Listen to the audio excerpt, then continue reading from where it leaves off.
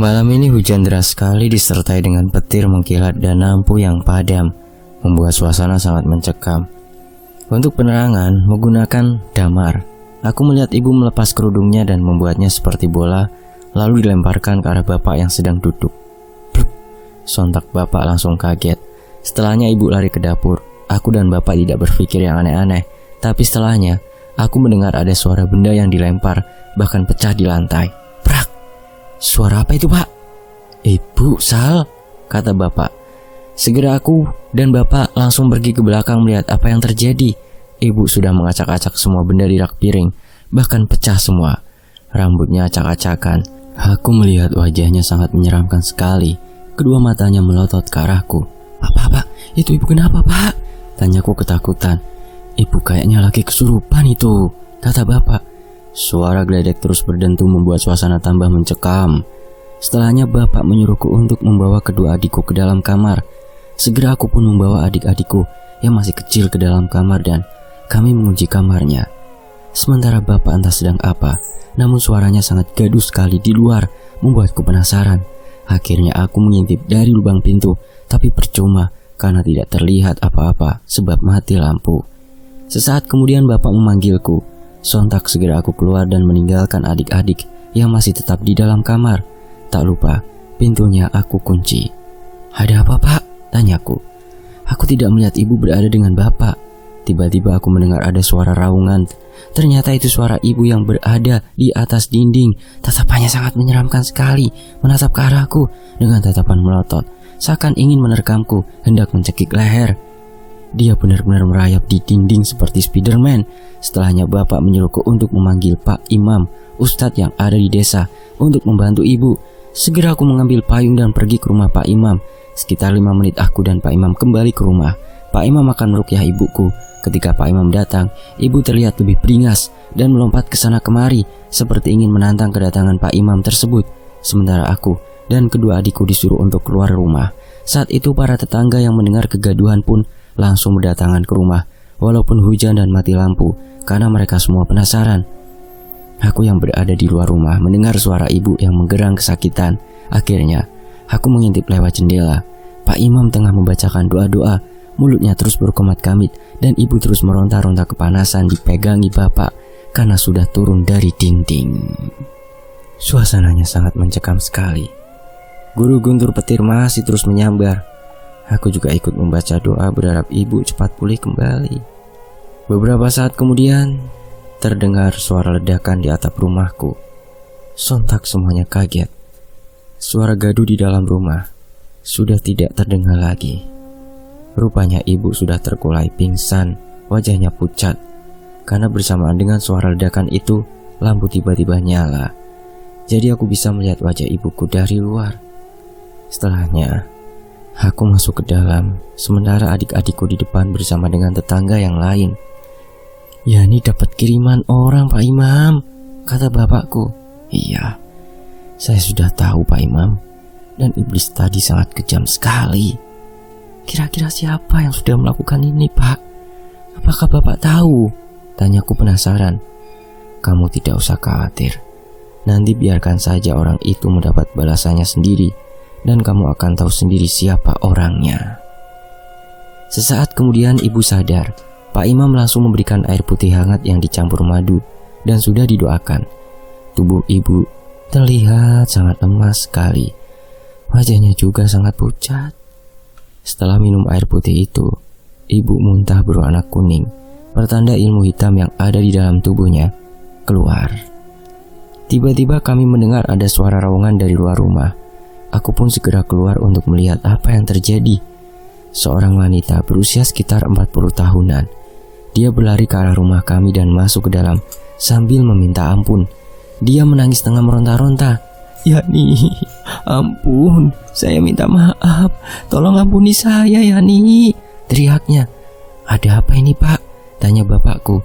Semua tetangga semakin penasaran apa yang sebenarnya sudah terjadi, tapi mereka semua dilarang untuk masuk ke dalam. Ya, dialah yang sudah melakukannya kepada Ibu Yani. Aku dan bapak benar-benar tidak menyangka dengan apa yang sudah dilakukan oleh Bu Asih itu. Dia tengah kerasukan jin. akhirnya Pak Imam akan mengobati Bu AC. Awalnya aku melarang karena dendam sudah membuat ibu seperti itu, tapi Bapak menasihati kalau tidak boleh dendam. Saat dibacakan doa, Bu AC meraung-raung hendak mencekik leher Pak Imam. Untungnya saat itu suaminya datang dan memegangi tubuhnya dengan kuat. Kedua matanya sampai melotot dan tubuhnya kejang-kejang. Beberapa saat kemudian, sekitar setengah jam diruqyah, akhirnya Bu AC kembali seperti semula. Setelahnya dia meminta maaf sambil menangis dan menyesali perbuatannya itu. Suaminya juga benar-benar tidak tahu menahu. Tapi ibu terlihat masih belum stabil. Karena sudah malam, Bu AC disuruh untuk pulang terlebih dahulu dan akan dibicarakan lagi nanti. Aku benar-benar tidak menyangka kalau Bu AC yang sudah melakukan itu kepada ibuku. Padahal dia dikenal sangat baik kepada para tetangga. Bahkan sama ibu juga baik yang aku tahu.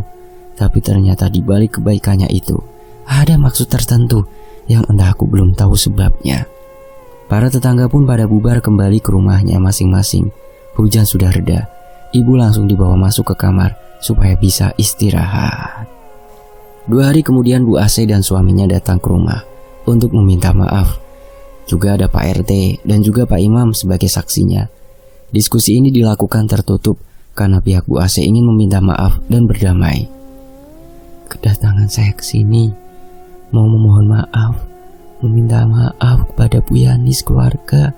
Saya mohon maafkan saya.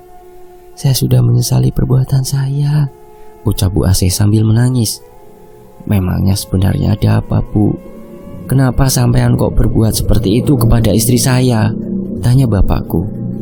Ini semua karena masa lalu. Saya masih dendam dan tidak terima, jawabnya. Maksudnya apa? Saat itu Bu AC pun akhirnya menceritakan apa yang sebenarnya terjadi, hingga membuatnya menjadi kejam berbuat seperti itu kepada ibuku. Kami semua pun mendengarkan penjelasannya. Jadi dulu, waktu gadis, ibuku dan Bu AC ini teman dekat sekali. Karena memang rumahnya bertetangga. Kalau ada apa-apa selalu bareng. Soal curhat pun bareng. Sampai suatu ketika, bapakku ini melamar ibuku. Bu AC yang mengetahui itu sangat terkejut. Karena ternyata dia selama ini diam-diam mencintai bapakku. Tapi dia tidak berani menyampaikan. Hanya pengagum rahasia saja. Dan ternyata bapakku malah cintanya dengan ibuku itu, yang membuat Bu AC semakin jadi sakit hati. Saat itu dia bersikap biasa saja, tidak terlalu memperlihatkan kalau dia benci dengan ibuku. Bu AC merasa kalau hidupnya kurang beruntung, sementara ibuku selalu beruntung. Apa yang diinginkan Bu AC malah didapat oleh ibuku, termasuk bapak yang memang waktu muda jadi idaman para wanita karena wajahnya yang tampan dan juga baik hati serta kaya. Semenjak ibu menikah dengan bapak, Bu AC akhirnya jadi jarang bareng dengan ibu. Dia seperti menghindar, menjaga jarak, dan Bu AC menemukan jodohnya yang merupakan teman sekolahnya dulu, sampai sekarang. Meskipun sudah menikah, Bu AC tetap iri dan merasa sakit hati, karena dia tahu kalau kehidupan ibu bergelimang harta, sebab kerja keras bapakku, sementara Bu AC hidupnya pas-pasan, sementara suaminya, ya kadang nganggur, membuatnya semakin stres.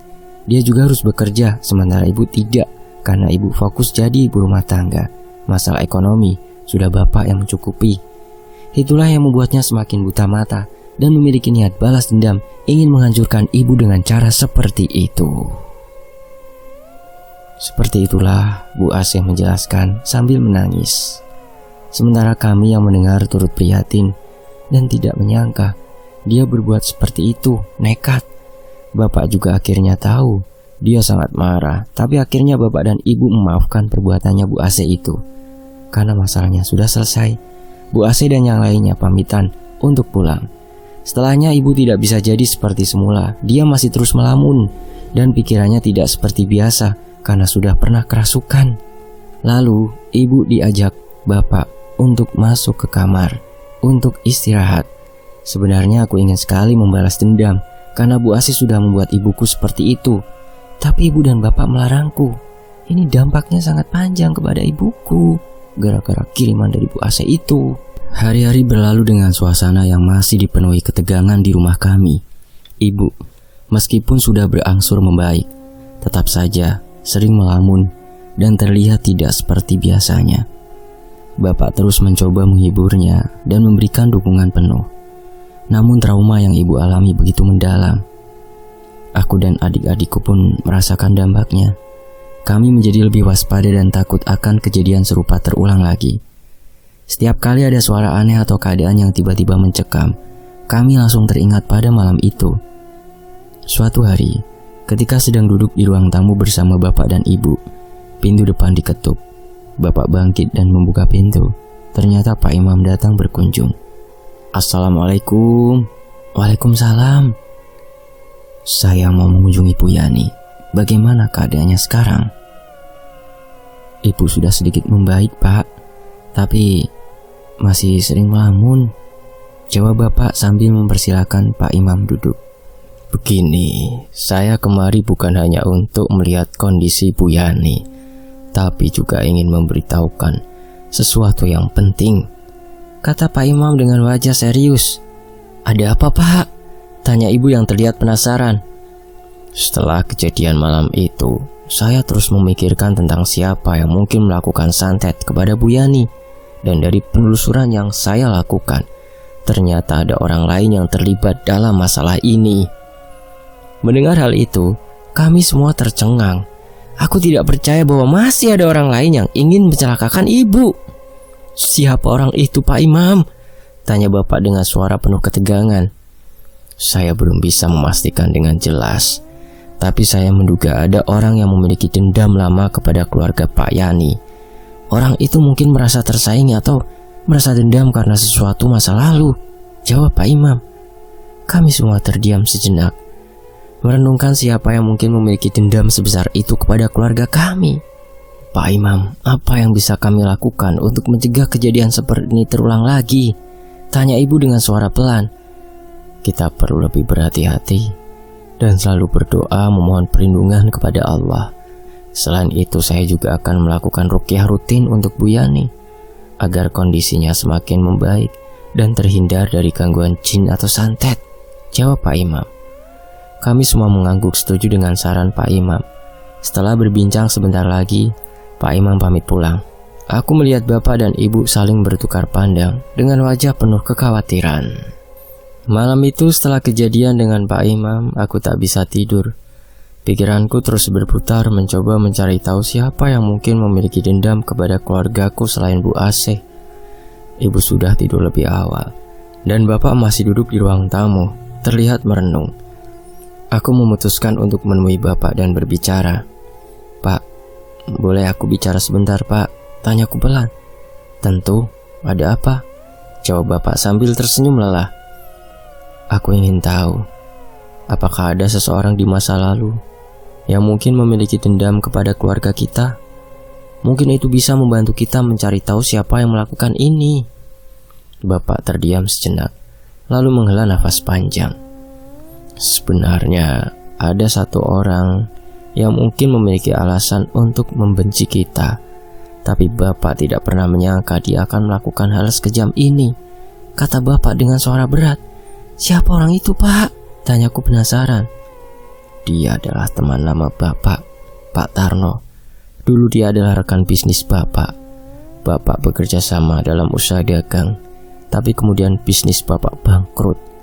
Bapak berhasil bangkit dan membangun usaha baru, tapi Pak Tarno tidak seberuntung itu. Dia kehilangan segalanya dan sejak itu dia menyalahkan bapak atas segalanya. Jelas bapak. Pak Tarno? Aku tidak pernah mendengar namanya sebelumnya, kataku heran. Memang, karena kejadian itu sudah lama sekali sebelum kamu lahir. Setelah itu bapak jarang bertemu dengannya. Dia tinggal di desa sebelah dan kabarnya hidupnya semakin sulit. Aku terdiam mencoba mencerna informasi itu. Jika benar Pak Tarno yang melakukan ini, bagaimana cara kami menghadapinya?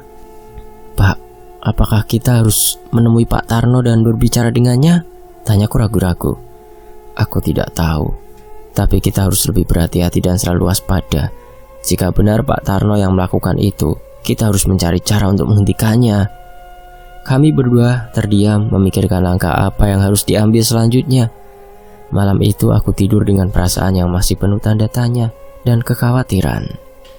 Keesokan harinya, Pak Imam kembali datang ke rumah untuk melaksanakan ruqyah rutin pada ibu.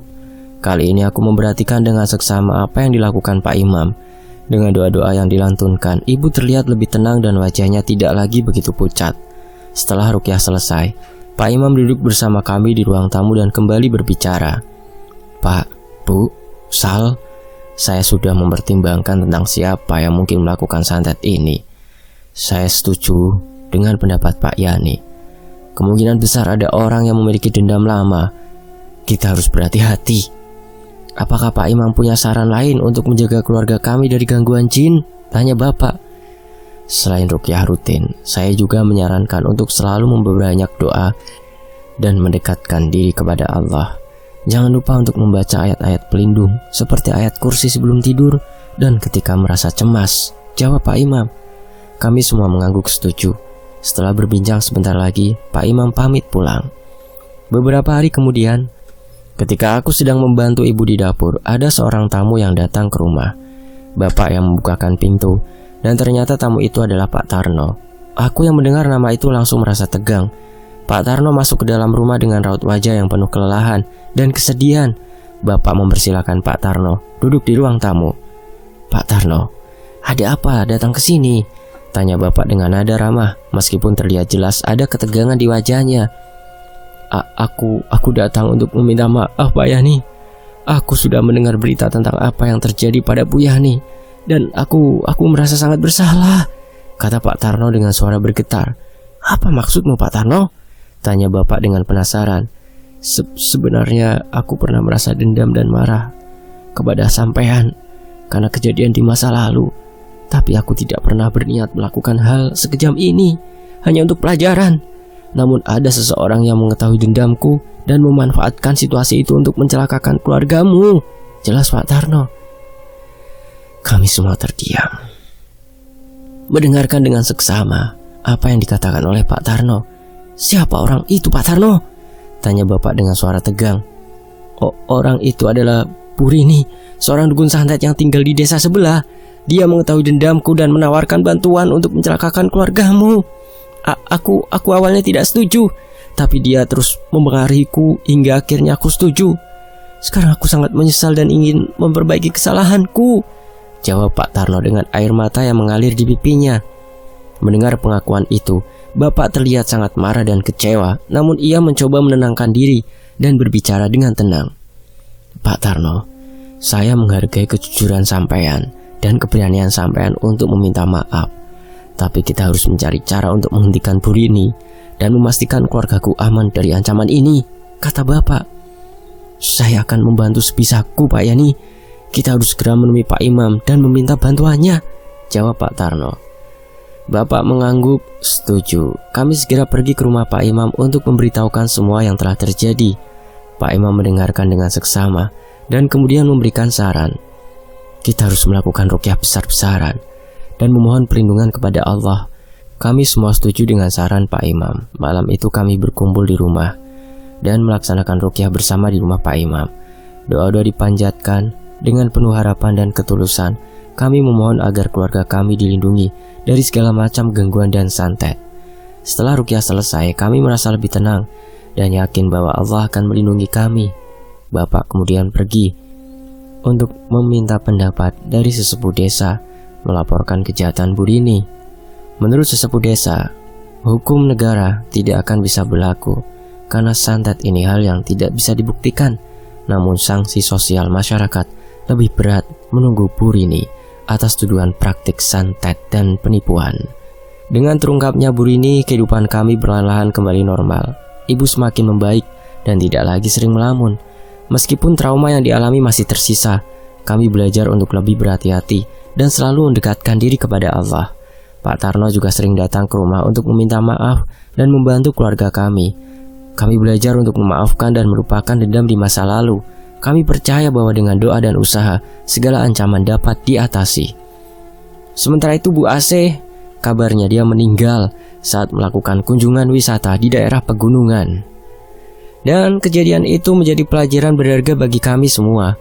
Kami belajar bahwa tidak ada gunanya menyimpan dendam dan bahwa memaafkan adalah langkah pertama menuju kedamaian hati. kami juga belajar bahwa selalu ada perlindungan bagi mereka yang berdoa dan berserah diri kepada Allah. Waktu terus berlalu dan kehidupan kami berangsur-angsur membaik.